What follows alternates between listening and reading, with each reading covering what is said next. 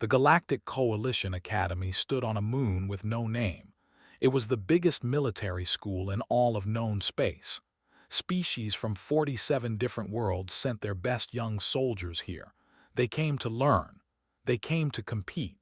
They came to prove that their people were the strongest in the galaxy. Was the only human in her class. She sat in the back corner of the lecture hall every single day. She was a small woman with black hair tied back in a simple ponytail. Her military uniform was a little too big for her thin body. She looked like a child sitting among monsters. And in many ways she was.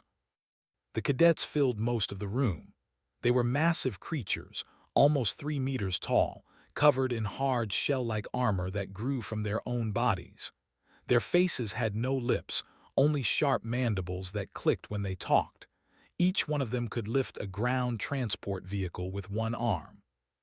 They were different but equally frightening. They looked like shadows that had learned to walk. Their bodies were thin and dark, built for speed and silence. Their eyes were completely black, and they moved like hunters even when they were just walking to their seats. They had 4 arms each and brains that could remember everything they ever saw or heard. They were not fighters by nature, but their ability to think and plan made them dangerous in their own way. Had 2 arms, 2 legs, soft skin that could be cut by a sharp piece of paper, bones that would break if simply squeezed too hard. She sat in the back. She took notes on her small computer tablet. She never raised her hand. She never asked questions. Most days, the other cadets forgot she was even there. "The human is here again," said a deep voice one morning. Did not look up. She knew that voice. It belonged to a cadet from one of the great warrior families of his world. He was larger than most of his kind, and he made sure everyone knew about his important bloodline. "I keep forgetting they sent one," continued. His mandibles clicked together in what passed for laughter among his people. His companion was unnamed. She turned her dark head toward, studying her the way a cat might study a mouse. "Humans are so fragile. Their bones break like dry sticks. I do not understand why the Coalition allows them in the Academy." "Politics," answered. "Earth joined the Coalition only 20 years ago. The humans want to be included. They want to feel important. So we let one of them sit in our classes and pretend she belongs here." "It seems cruel," said, "like letting a small animal play with predators." "She chose to come here. If she gets hurt, it is her own fault." 3 seats away kept writing in her tablet. Her face showed nothing. No anger, no sadness, no reaction at all. The practical combat classes told the same story that the lectures did. Every week, the cadets were paired up to fight each other. The fights used special weapons that did not kill but did cause real pain. The goal was to learn how to fight against different species. Lost every fight. When she faced us, she could not get past their natural armor. Their shells were too hard. Their muscles were too strong. One hit from a fist sent her flying across the training room. When she faced us, she could not keep up with their speed. They moved like water, flowing around her attacks and striking from angles she could not predict. Even against the who were not known for fighting, she struggled. 4 arms meant 4 attacks coming at the same time. Her 2 arms could not block them all. After her 10th loss in a row, instructor called her to his office. Was an old soldier, whose shell was covered in scars from many battles.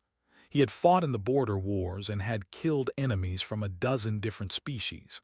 Now he taught young cadets how to fight. He looked at with something like pity in his compound eyes. "Cadet," he said, "your written test scores are acceptable. Your tactical simulations show that you can think clearly, but your combat assessments are very poor." "Yes, instructor. You understand that Coalition officers must be able to lead soldiers in battle. They must be able to fight alongside their troops." "Yes, instructor." Leaned forward. "Then you understand why I am worried about you. You have lost every combat test. You have not won a single fight. At this rate, You will fail out of the academy before the year ends. Stood very still, her face remained calm. I will improve, instructor. How you are small, you are weak. You do not have armor like a, you do not have speed like a. What exactly will you improve? I will find a way, instructor. Stared at her for a long moment. Then he shook his head. I have seen many cadets come through this academy with dreams too big for their abilities. Most of them go home broken. I do not want that for you, but I do not see how you can succeed here. I understand your concern, instructor. Do you truly understand? He gestured at the window which showed the training fields below. Out there are the finest young warriors in the galaxy. They come from species that have been fighting for thousands of years. Their bodies are weapons. What do humans have? Was quiet for a moment. Then she said, we have patience, instructor. Made a sound that might have been a laugh. Patience does not win battles, cadet. Strength wins battles, speed wins battles. You have neither. Yes, instructor, may I be dismissed? He waved one massive arm. Go, try to survive tomorrow's combat test. I would prefer not to send your body back to Earth. Bowed, a human gesture that none of the instructors had learned to understand, and left without another word. That night, she sat alone in her small room.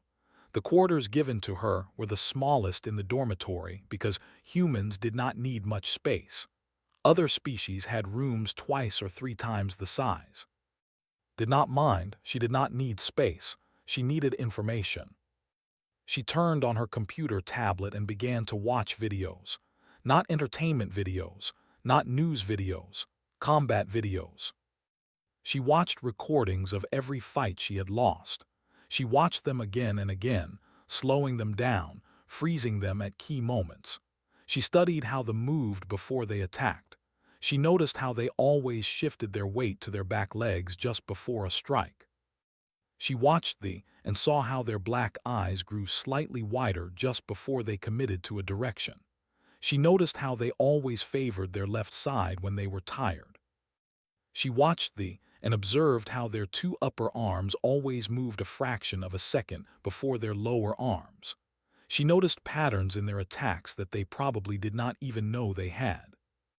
She made notes, hundreds of notes, thousands of observations. Then she began to watch videos that were not from her own fights. She found recordings of fighting each other in their tournaments. She found footage of hunting parties tracking prey across alien jungles.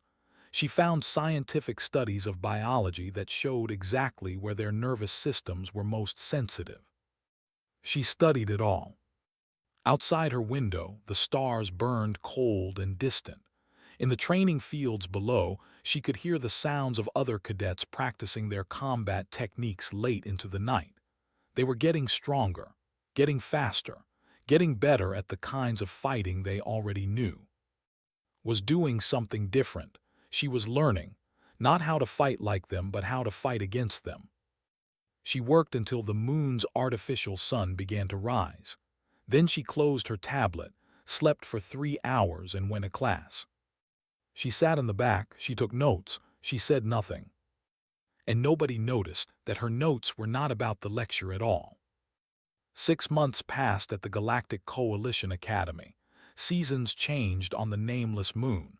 New cadets arrived. Old ones graduated or failed. The great machine of military training kept moving forward.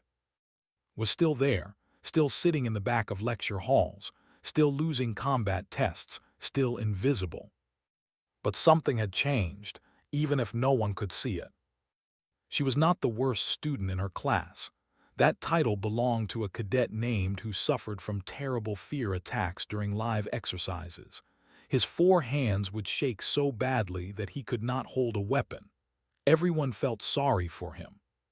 She was not the best student either, and his friends dominated the combat rankings, led all the stealth and scouting assessments.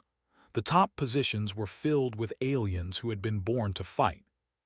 Was somewhere in the middle, not good enough to notice, not bad enough to worry about, just present, just participating, just surviving. Her squad assignment came at the start of the second semester. The academy put cadets into permanent teams for all field exercises. These teams would train together, fight together, and be judged together for the rest of the year. Was assigned to Squad 7. The other members were not happy about this. "We are burdened," announced when he saw the roster. He had been made squad leader because of his combat scores and his family name. "The human will slow us down. She will hold us back." Tilted her dark head. "Perhaps she can be useful in small ways. She can carry equipment. She can watch our backs while we do the real work." 2 cadets were also assigned to their squad. Their names were and Tarim, and they were twin brothers who had spent their whole lives studying together. They looked at with their large analytical eyes and said nothing. To them, she was simply a data point, a variable in their calculations. The last member was a young named. He was smaller than and clearly looked up to his older cousin. He tried to copy everything did and said. "What can the human do?" asked. Everyone looked at. She stood before them, small and quiet, her uniform still too big for her body. Her dark eyes moved from face to face, studying each of them for just a moment. "I can carry equipment," she said. "I can watch entry points. I can do whatever the squad needs." His mandibles clicked with satisfaction. "Good. At least she knows her place. Stay out of the way, human. Do not try to be a hero. Do not get us killed with your weakness." "I understand," said. And so Squad 7 began their training together. The first exercise was jungle navigation on a planet with plants that tried to eat anything that moved. The squad had to cross 50 kilometers of dangerous forest in 3 days while avoiding enemy patrols. Carried the heaviest pack. She said nothing about the weight. She simply walked behind the others, her small legs working twice as hard to keep up with their longer steps. When they made camp at night, she set up her tent last and woke up first to help prepare breakfast. The other squad members barely spoke to her, gave orders, scouted ahead, and Tarim managed communications and navigation, followed everywhere like a loyal pet. Watched. She watched how made decisions. She watched how moved through the jungle. She watched how the brothers processed information and shared it with each other using small hand signals. She learned their patterns, their habits, their strengths and weaknesses. On the second day, they came to a river crossing, wanted to swim straight across, using this natural ability to hold their breath for a long time. "Wait," said quietly. It was the first word she had spoken since they entered the jungle. Everyone stopped and looked at her. "What's?" demanded. "The water moves strangely near those rocks on the left side. I think there is something underneath, something big." Stared at the river. He could not see anything unusual. "You are wasting our time, human. There is nothing there." Moved closer to the water, her hunter eyes scanning the surface. For a long moment she was silent. Then she stepped back quickly. "She is right. There is a creature under the rocks, a water predator. I can see its outline now." His mandibles clicked with surprise. "How did the human see it before you?" Did not answer. She was looking at with new interest, her black eyes narrowing slightly. "Lucky guess," decided. "We will cross downstream instead." They crossed safely. No one thanked for the warning. The pattern continued through every exercise. Mountain survival training came next. The squad had to climb a frozen peak while defending themselves against simulated enemy attacks, handled the logistics. She kept track of supplies. She calculated how much food and water each species needed. She made sure they had enough equipment for the climb. When they made camp on a narrow ledge halfway up the mountain, she suggested they set up their sensors facing a specific direction. "Why that direction?" asked. It was the first time one of the brothers had spoken directly to her. "The wind pattern suggests that is where an attack would most likely come from. Also, there are better hiding spots for ambush teams in that area." Looked at his brother. They exchanged a rapid series of hand signals. Then Tarim nodded. Her logic is sound. We should follow the suggestion. That night, an enemy patrol tried to attack them from exactly the direction had indicated. Because their sensors were facing that way, the squad detected them early and drove them off without any casualties. Another lucky guess, said afterward, but was watching again, and the brothers had begun including her in their tactical discussions. Urban combat simulation was the third major exercise. The squad had to secure a building complex in a mock city and hold it against attacking forces. This required coordination, communication, and quick reactions. Was assigned to watch the rear entrance. It was the most boring job, the least important position, the place where nothing was expected to happen. She stood there for 6 hours. She did not complain. She did not ask for a more exciting role. She simply watched and waited. During those 6 hours, she counted every patrol that passed by. She noted their timing. She observed their patterns.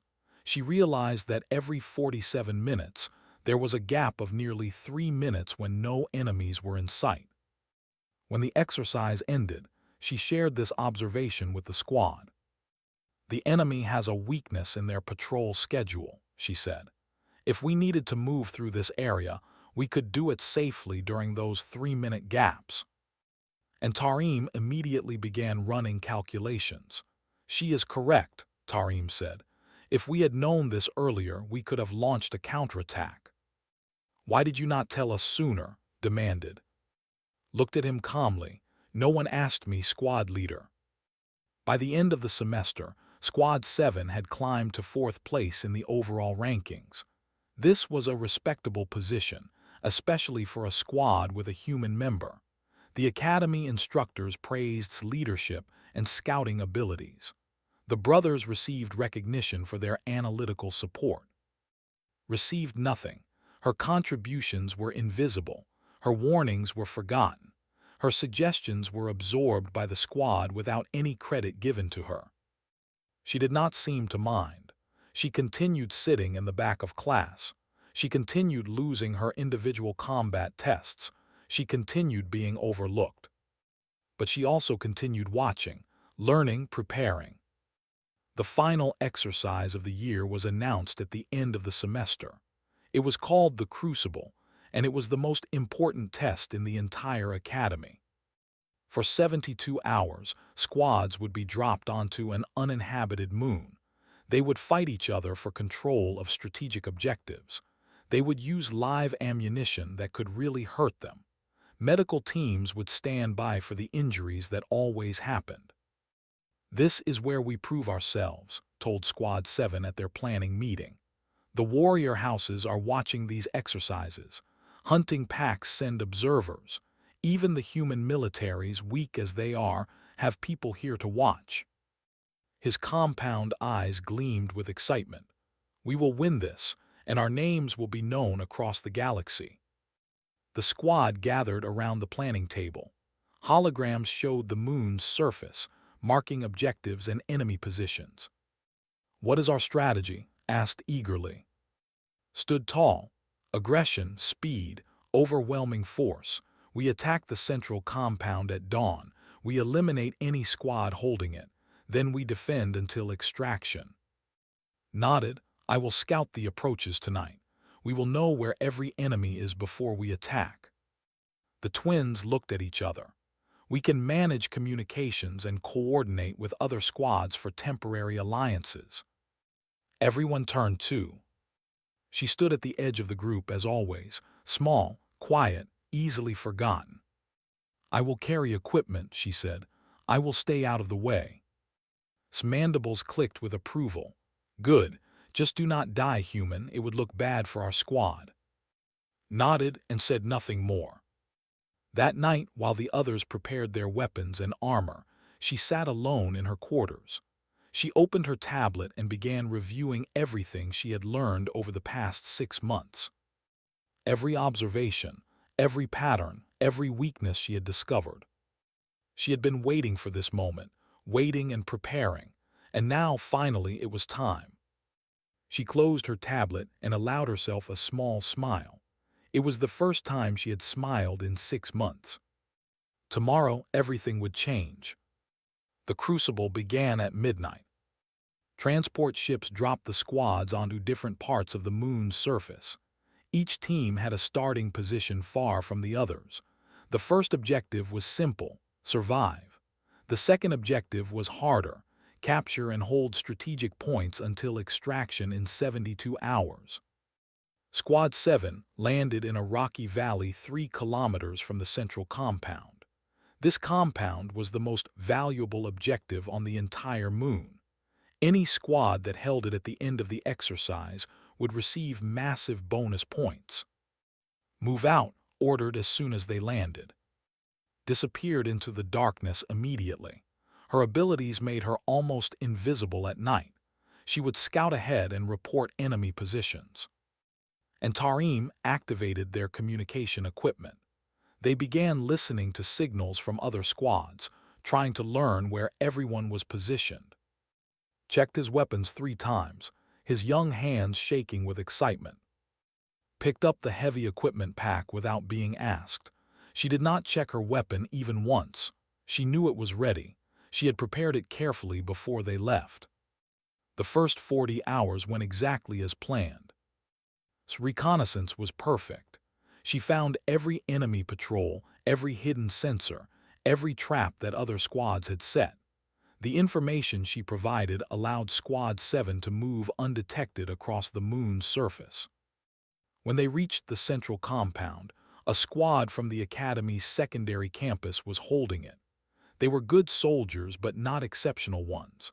Led the assault himself, his massive body smashing through their defensive line like a battering ram. The fight lasted only 3 minutes.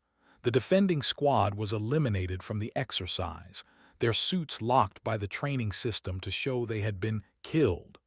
Squad 7 took control of the compound with only minor injuries.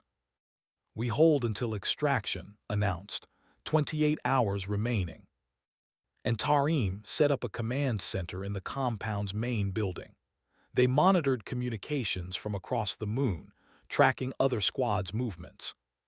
Established a patrol pattern around the compound's perimeter. Nothing would approach without her knowing.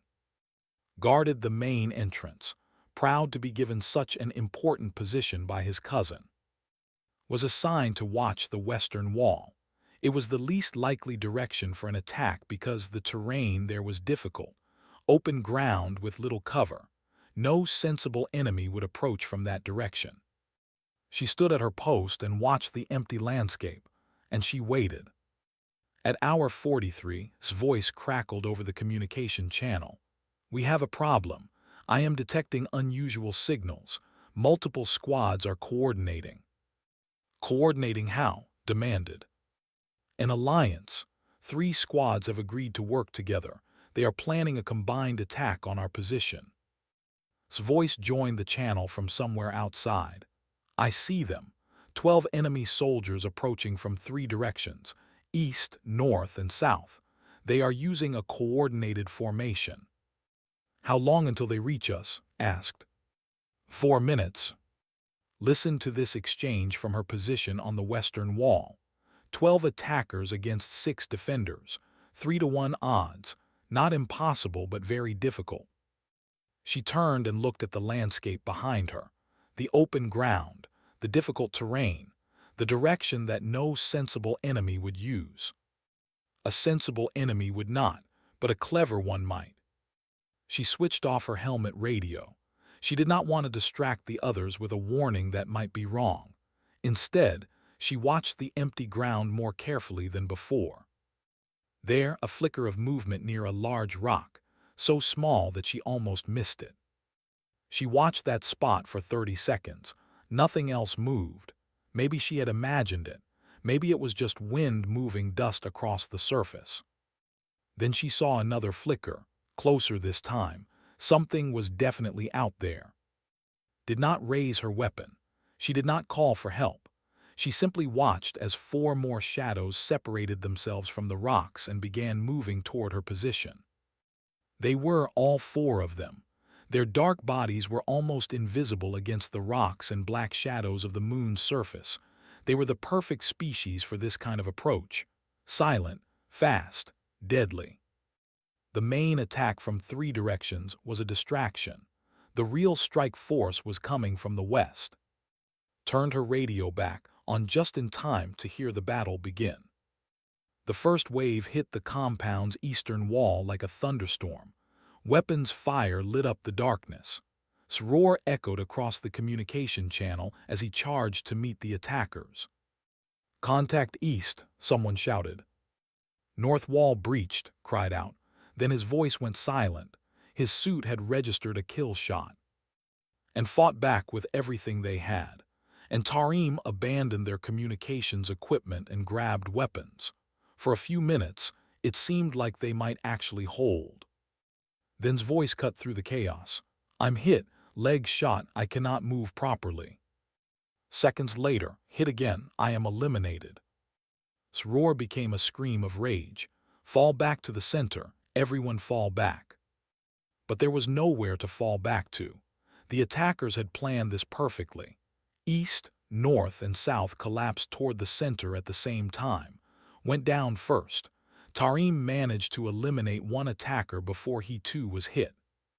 In 12 seconds, Squad 7 went from 6 active fighters to 2. Stood alone in the compound's central courtyard, his massive body covered in impact marks from near-miss shots. He was still fighting, still dangerous, still refusing to give up. Then a concentrated burst caught his chest plate. His suit registered a fatal hit and locked into position. In the sudden silence that followed, walked out from the western wall. The main attacking force turned to face her. 9 soldiers remained active. The strike team from the west had joined them, 13 against 1. But the 4 who had been approaching from the west were not with the main group. Their bodies lay motionless on the open ground behind, all 4 of them eliminated. The leader of the attacking alliance was a named Merc. He had been ranked 2nd in individual combat assessments, just below. He was tall, fast, and confident. He stepped forward, weapon raised, and looked at the small human woman standing alone in the middle of the courtyard. "Surrender, human," he said. "This does not need to be embarrassing for you." Looked at him, then at the 12 other soldiers spreading out around her, cutting off every possible escape route. They moved with practiced coordination, the result of 3 squads training together. "No," she said quietly, "it does not need to be embarrassing." What happened next was captured by 17 different helmet cameras. The compound security system recorded it from multiple angles. Every second was preserved in perfect detail. "Moved." Merc fired at her. His shot should have hit. He was one of the best marksmen in the academy, but was not where his shot went. She had begun moving before he finished aiming, as if she knew where he would shoot before he did. Her return fire caught him in the throat, not the center of his chest, where his armor was thickest. The throat, the one spot on bodies where their nervous systems were close to the surface. He went down without making a sound. 2 charged her together. They coordinated their attack perfectly, the way their species had fought for 10,000 years. One high, one low, no space to escape. Dropped flat to the ground. Their massive bodies flew over her, their momentum carrying them forward. She fired twice while still lying on her back. Both shots found the gaps in their dorsal plating where the shell was thinnest. They crashed to the ground, suits locking as they fell. Reached for her with all 4 arms. She rolled toward the grab instead of away. The alien's own grip became her anchor as she swung around its body and fired point-blank into its primary nerve cluster. 6 seconds, 4 enemies eliminated. The remaining 9 tried to regroup. Their training told them to create distance, to use their numbers, to coordinate their fire. But was already among them. She did not fight like a. She did not use strength because she had none.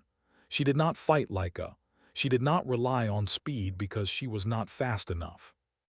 She fought like something they had never seen before. She attacked joints they did not know were vulnerable. She targeted sensors they had forgotten were exposed. She used their own bodies against them in ways that seemed impossible. Swung at her with enough force to crush a transport vehicle. She stepped inside his reach, too close for him to hit her, and pressed her weapon against the soft tissue under his arm where his shell did not grow. Tried to grab her from behind. She dropped her weight and threw him over her shoulder, using his own momentum to slam him into another attacker. They tried to predict her movements. Their analytical minds processed her patterns, looking for the logic in her attacks, but there was no pattern, no logic, only reaction and instinct moving faster than thought. 18 seconds from the first shot. 13 enemies eliminated. Stood alone in the center of the courtyard. Her breathing was heavy. Her hands were steady. Around her, the entire attacking alliance lay motionless in their locked armor. The compound speakers crackled to life. Squad 7 holds the objective. The exercise coordinator's voice sounded confused, almost unbelieving. Confirmed, Squad 7 holds the objective. From his frozen position, could only stare at the human woman he had dismissed for 6 months. His compound eyes were wide. His mandibles hung open in shock. Lowered her weapon. She walked over to where he stood locked in his armor and looked up at him. "I told you I would improve," she said quietly. Then she went back to watching the Western Wall, waiting for the extraction that was still hours away, just in case anyone else was foolish enough to attack. No one was. The footage from that night spread across the entire academy within hours. Instructors watched it. Cadets watched it. Military observers from dozens of species watched it. They watched it again and again, trying to understand what they had seen, trying to understand how a small, weak human had done the impossible. They did not understand yet, but they would. Had made sure of that. The academy's main auditorium had never been so full. Every seat was taken. Cadets stood in the back. Instructors lined the walls. Military observers from dozens of species filled the balcony above. They had all come to see one thing: the human who had broken every assumption they held about her species. Sat in the front row. For the first time since arriving at the academy, she had not chosen a seat in the back. There was no point hiding anymore. Everyone knew who she was now. Instructor stood at the front of the room, operating a large holographic display. His shell gleamed under the lights. His compound eyes swept across the assembled crowd. "What you are about to see," he said, "represents the most significant individual combat performance in Academy history. I do not make this statement lightly. I have been teaching at this institution for 40 years. I have seen thousands of cadets from hundreds of species. Nothing has ever matched what happened during the Crucible." He activated the display. The footage began to play. The auditorium was completely silent. Every eye watched as stood alone against 13 attackers. Every mind tried to process what they were seeing. The fight lasted only 18 seconds. When it ended, the silence continued for a long moment. Then the questions began. "Her movements are anticipatory," said a combat master from the balcony. His voice was troubled. "She reacts before attacks are initiated. This should not be possible without precognitive abilities. Humans do not have such abilities." A behavioral scientist responded. "It is not prediction. It is pattern recognition. She has been studying us, all of us.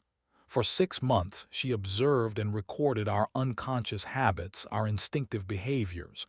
She knew what we would do before we did it because she learned to read us." "That explains how she predicted attacks," his mentor spoke up. He was a senior instructor, a hunter who had trained warriors for decades. "It does not explain how she knew where to strike.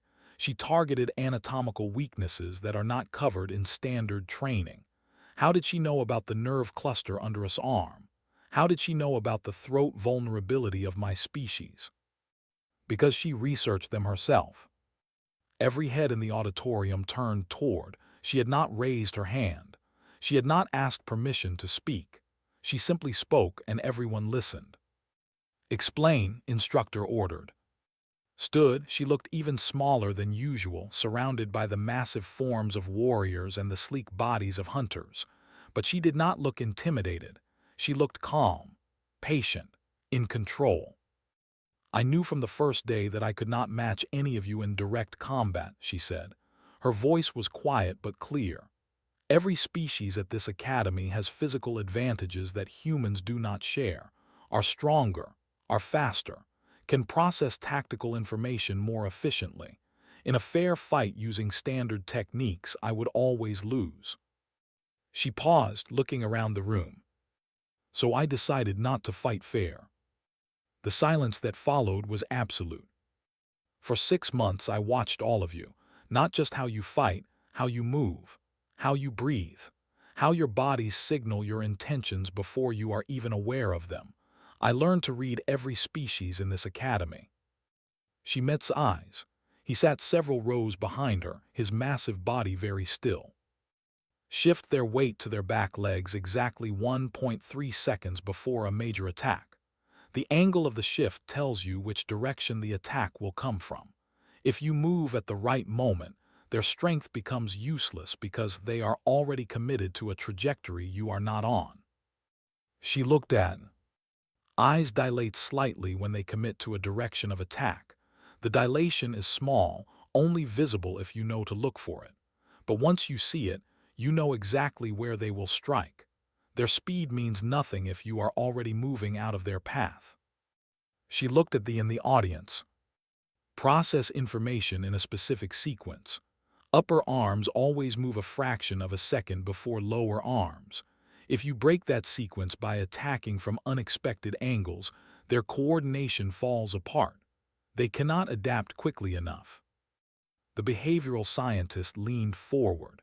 "You discovered these patterns through observation alone, without scientific instruments or specialized training." "Yes." "How long did it take you?" 6 months. Most of that time was spent waiting for opportunities to observe. The actual analysis was not difficult." A murmur ran through the auditorium. 6 months was nothing. Many cadets spent years at the academy without learning a fraction of what this human had discovered on her own. "That still does not explain the anatomical targeting," the instructor insisted. "How did you know about weaknesses that are not taught in any course?" "I researched them myself," said. "Your species have been in the coalition for hundreds of years. There are medical databases, scientific studies, biological surveys. All of this information is available in the Academy library. I simply read it." "You read about our weaknesses?" His voice came from behind her. He sounded almost hurt. "While we trained together, while we fought side by side." Turned to face him. Her expression did not change. "You ignored me for 6 months. You called me weak. You called me a burden. You assigned me to carry equipment and watch walls that no one expected enemies to use. You assumed I was nothing because I was small and because I was human." Her voice remained calm, not angry, not bitter, just stating facts. "You gave me 6 months of invisibility. 6 months where no one watched me, no one questioned me, no one cared what I was doing. I used that time." She turned back to face the instructors. "My species has a concept that does not translate well into your languages. We call it killer instinct. It does not mean aggression or bloodlust or combat ability. It means something different." Every being in the room was listening now, not just watching but truly listening. Killer instinct is the capacity to recognize the moment when a situation shifts from normal to survival, and to act on that recognition without hesitation, without mercy, and without any of the restraints that govern ordinary behavior. She paused. "Every human has this instinct. It is how we survived on our own world, which was filled with predators larger, faster, and stronger than us. It is how we became the dominant species on a planet that should have killed us. It is dormant most of the time, hidden, quiet. Her eyes swept the room. You have seen humans in training for 6 months. You saw ordinary people struggling against physically superior opponents. You saw us lose again and again. You assumed that was all we were. Something in her voice hardened. What you saw in that compound was different.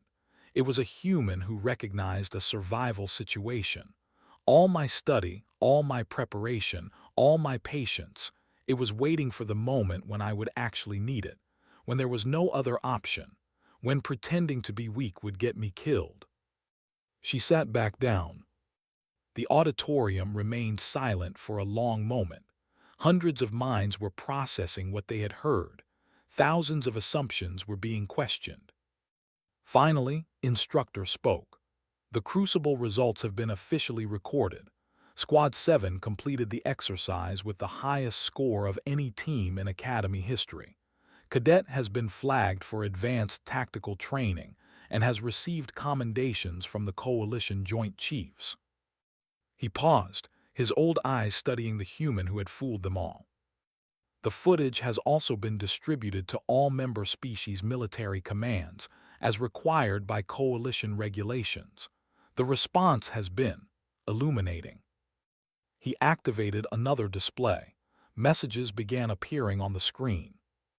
The first was from the High Command.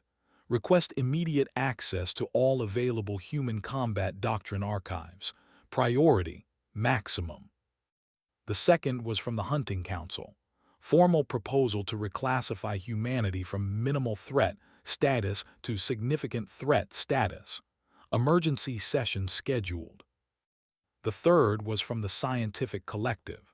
Beginning comprehensive study of human predatory instincts and their neurological foundations. All research divisions mobilized.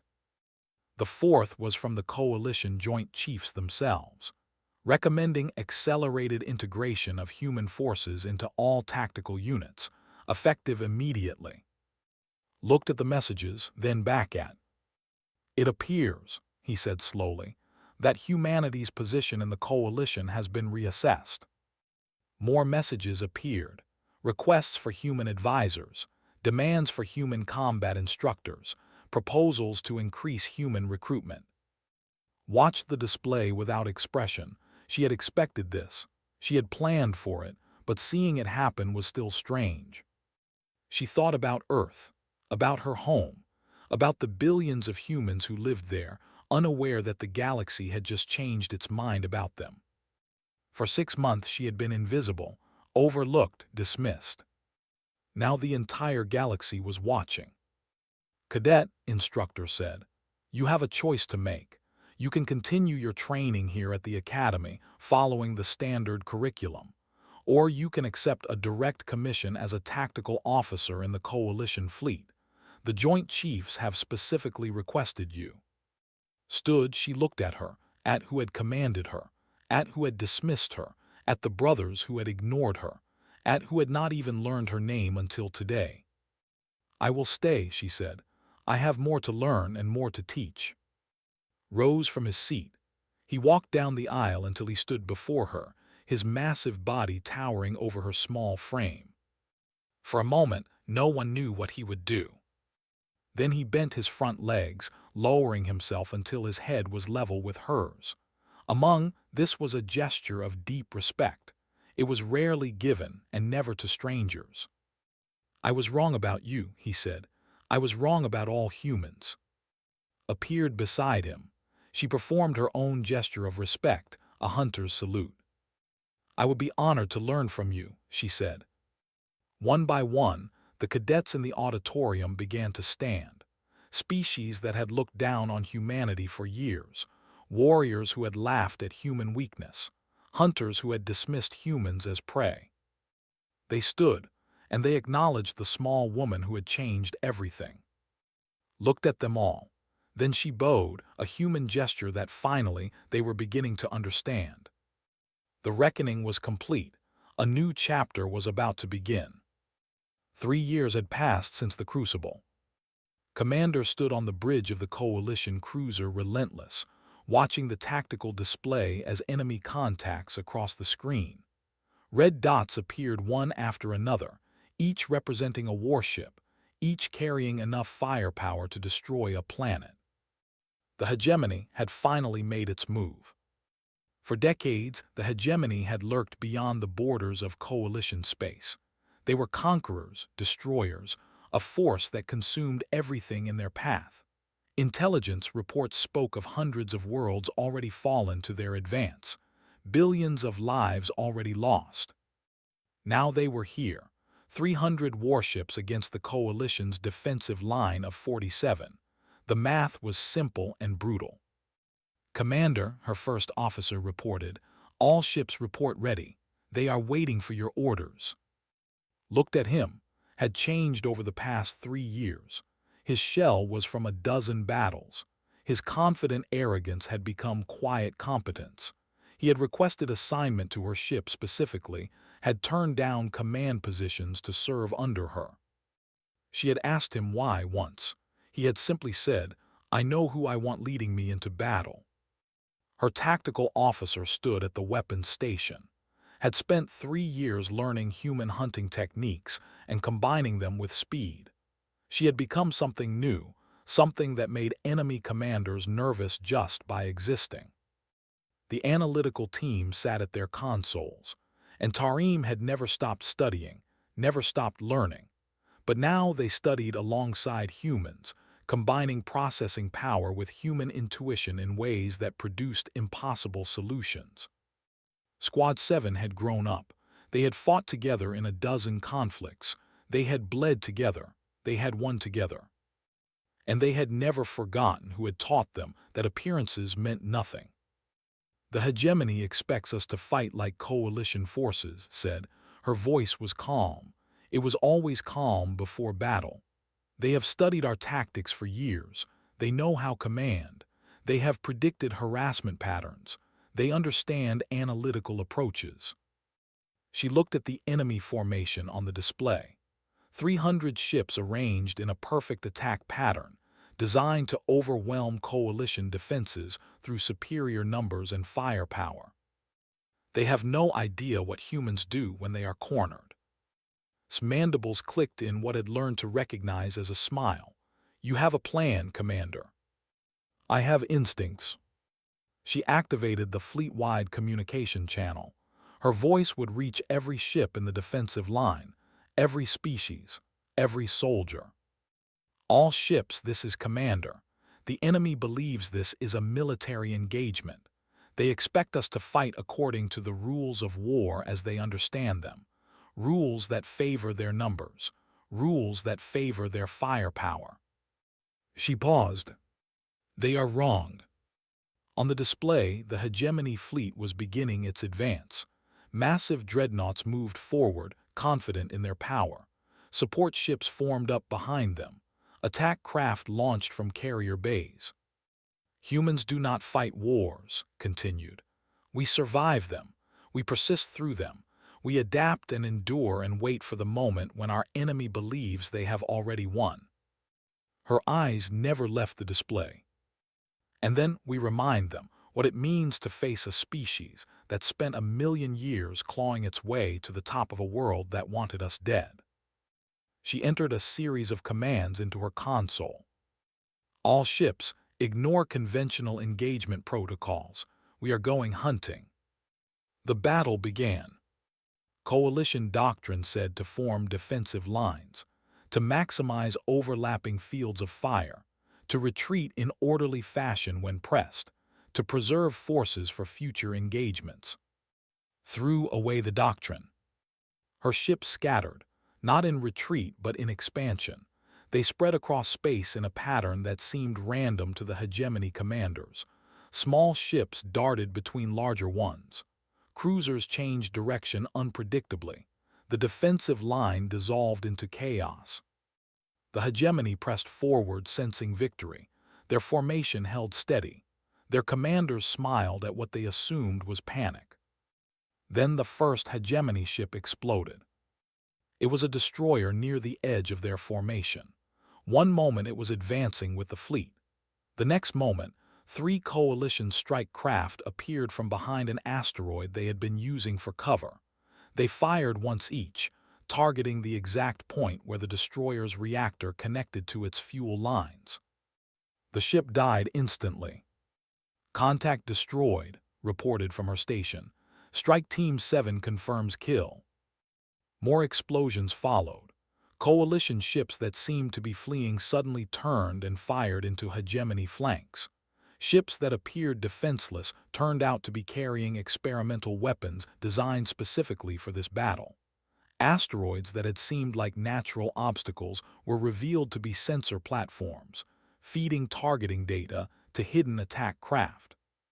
The hegemony formation began to break apart. Ships that had been confident moments ago were now uncertain. Their commanders gave orders, but the orders were based on tactics that no longer applied. They were fighting something they had never encountered. They were fighting humans. "Enemy flagship identified," announced, designating as primary target. "Can we reach it?" asked.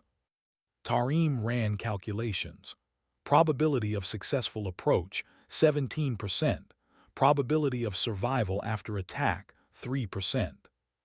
Better odds than I expected. She stood from her command chair. "All ships, this is Commander. I am leading a strike team against the enemy flagship. Continue harassment operations until we either succeed or fail." "Commander," said, his voice troubled, "17% is not good odds.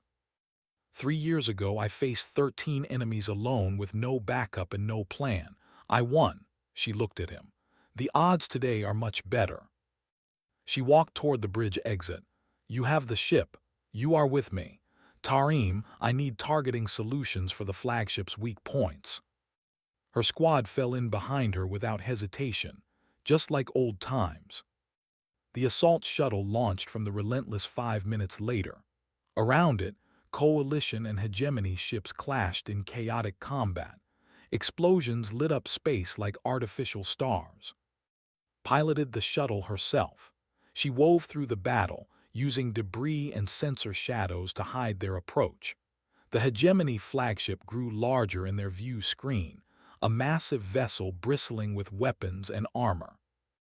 "Defensive batteries are targeting us," warned. "Impact in 15 seconds. "Hold course," ordered. 10 seconds. "Hold." 5 seconds. At 2 seconds, threw the shuttle into a maneuver that should have been impossible. The defensive batteries fired into empty space where they had been. The shuttle emerged on the far side of a debris field, unharmed. "How did you know they would fire early?" Tarim asked. "I did not know, I guessed." The shuttle slammed into the flagship's hull. Emergency boarding tubes punched through armor. Atmosphere screamed as the pressures equalized. Was the first through the breach. The hegemony flagship was crewed by a species called the. They were tall, thin, built for zero-gravity environments. Their long arms ended in clawed fingers. Their eyes were large and sensitive, adapted for the dim light of deep space. They had never fought humans before. The corridors of the flagship became a nightmare for the defenders. Moved through them like a ghost, appearing where she was not expected, striking at vulnerabilities they did not know they had. Followed her, his massive body smashing through bulkheads and barriers. But he did not lead. He covered. He protected. He had learned that humans worked best when they had room to move. They cut through 40 warriors in the first 5 minutes, another 30 in the next 10. The flagship's internal defenses tried to stop them, but Tarim had already hacked into the ship's systems. Doors opened where they should have closed. Weapons failed to fire. The bridge was defended by the commander's personal guard. 20 elite warriors, each trained from birth for exactly this kind of close-quarters combat. Killed the first 3 before they realized she was among them. The battle lasted 47 seconds. When it ended, stood in front of the commander's chair, her weapon aimed at his narrow head. "Order your fleet to surrender," she said. The commander looked at her. He was old by his species standards. He had conquered 100 worlds. He had never lost a battle. "How?" he asked, His voice was filled with confusion. "How did you do this? You are small, you are weak. Your species is young. We have been conquering for 10,000 years." Met his eyes. "You have been conquering species that fight the way you expect them to fight. You have never faced humans before." "What are humans?" She smiled. It was not a pleasant smile. "We are the species that learned to hunt things stronger than us. We are the species that domesticated wolves by convincing them to join our pack instead of eating us. We are the species that conquered our own world not through strength or speed, but through patience and cooperation, and the willingness to do whatever was necessary to survive." She leaned closer. "You came here expecting to conquer us. You expected us to fight like prey, but we are not prey, we never were." The commander stared at her for a long moment. Then, slowly, he reached for his communication console. "All ships," he said, his voice heavy with defeat. "Stand down, we surrender." The battle was over. 1 year later, stood before the Coalition Assembly. Representatives from over 100 species filled the Great Hall. They had come to hear her speak. "The hegemony war is over," she said. "The Coalition has survived. More than survived, we have grown stronger." She looked around the room, meeting the eyes of species that had once dismissed humanity as weak.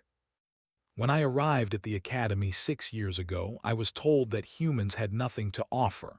We were too small, too fragile, too young.